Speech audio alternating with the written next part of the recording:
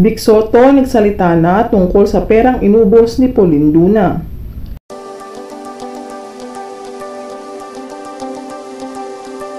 Patuloy pa din pinag-uusapan magpasa hanggang ngayon ang katotohanan sa likod ng mga nangyayari ngayon sa pamilya ni Vic Soto. Sa isang interview kay Vic Soto, inamin nito na lahat-lahat ng issue na ibinabato sa kanilang pamilya ngayon.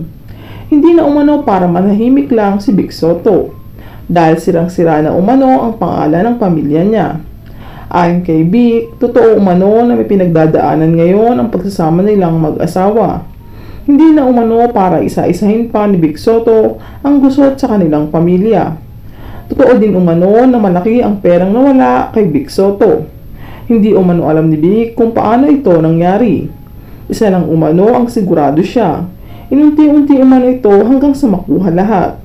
Wala umano siyang intensyong makasakit dahil alam umano ni Vic na ang perang nauubos pero ang tiwala hindi na maibabalik pa.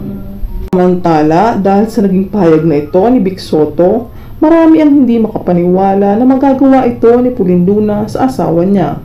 Sobrang swerte umano ni Pauline na meron siyang Vic Soto sa buhay niya.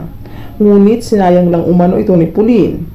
May ilan naman nagsasabing hindi umano dapat pang ipaglandakan ni Vic Soto sa publiko ang problemang kinakaharap nilang mag-asawa dahil pangalan umano ni Pauline ang nakaya dito.